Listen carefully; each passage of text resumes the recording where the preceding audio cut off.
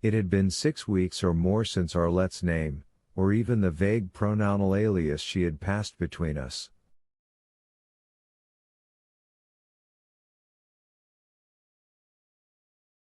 He was looking at me defiantly. And then, far down our stub of road, I saw Harlan Cottery on his way.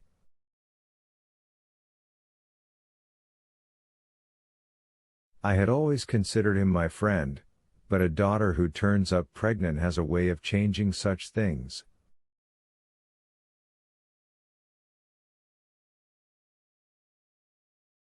No, she wouldn't have talked to you this way, I agreed, and made myself look him straight in the eye.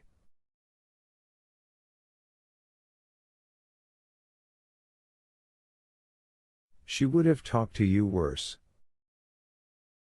And laughed, likely as not. If you search your heart, son, you'll know it.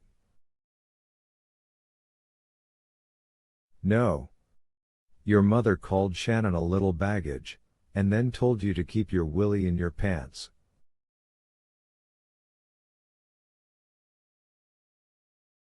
It was her last advice, and although it was as crude and hurtful as most of what she had to say, you should have followed it.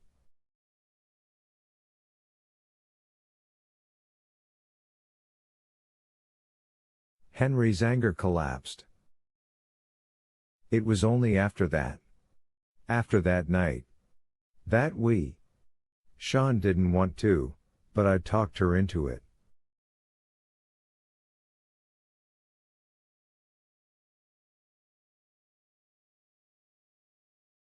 And once we started, she liked it as much as I did.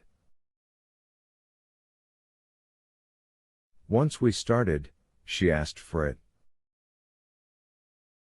He said that with a strange, half-sick pride, then shook his head warily. Now that 100 acres just sits there sprouting weeds, and I'm in Dutch. If Mama was here, she'd help me fix it. Money fixes everything, that's what he says. Henry nodded at the approaching ball of dust. If you don't remember how tight your mama was with $1, then you forget too fast for your own good, I said.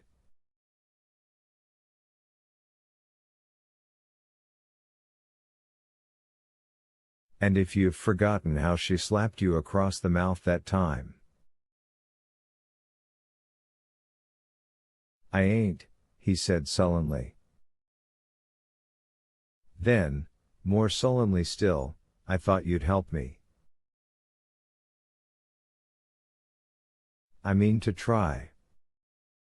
Right now I want you to make yourself scarce. You being here when Shannon's father turns up would be like waving a red rag in front of a bull.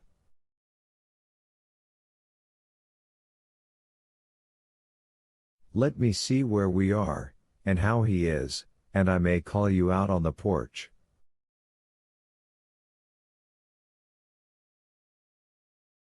I took his wrist.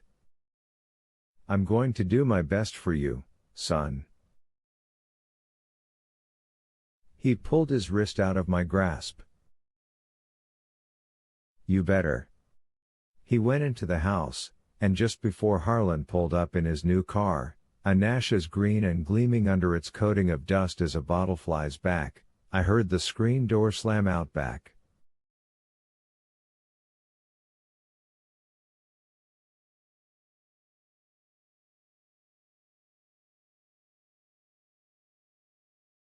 The Nash chugged, backfired, and died. Harlan got out, took off his duster, folded it, and laid it on the seat.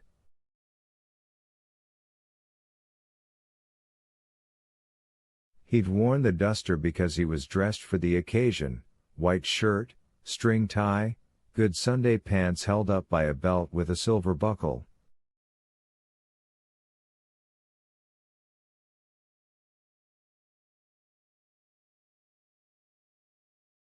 He hitched at that, getting the pants set the way he wanted them just below his tidy little paunch.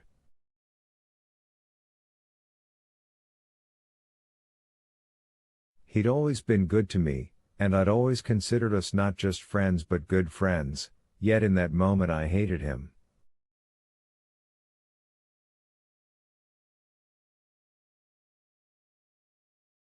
Not because he'd come to tax me about my son, God knows I would have done the same, if our positions had been reversed.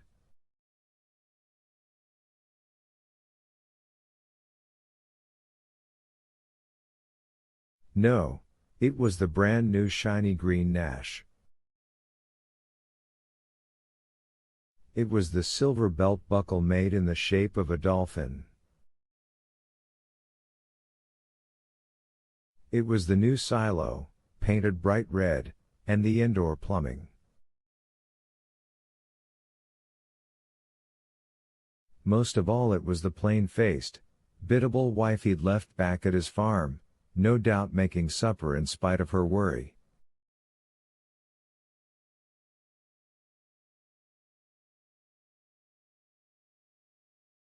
The wife whose sweetly given reply in the face of any problem would be, "Whatever you think is best, dear."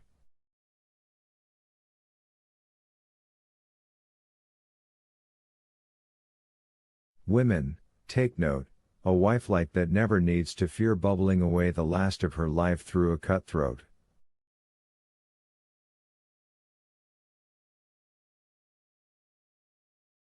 He strode to the porch steps. I stood and held out my hand, waiting to see if he'd take it or leave it. There was a hesitation while he considered the pros and cons, but in the end he gave it a brief squeeze before letting loose.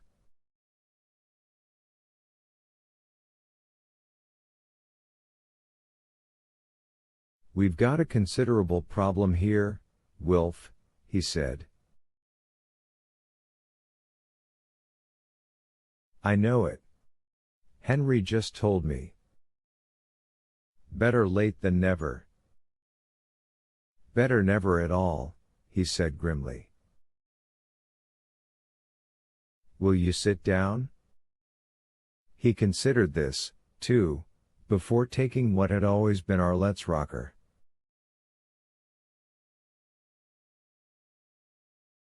I knew he didn't want to sit. A man who's mad and upset doesn't feel good about sitting, but he did, just the same.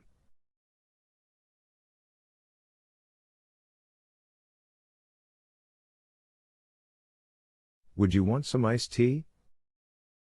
"There's no lemonade," Arlette was the lemonade expert, but... He waved me quiet with one pudgy hand. Pudgy but hard. Harlan was one of the richest farmers in Hemmingford County, but he was no straw boss. When it came to haying or harvest, he was right out there with the hired help.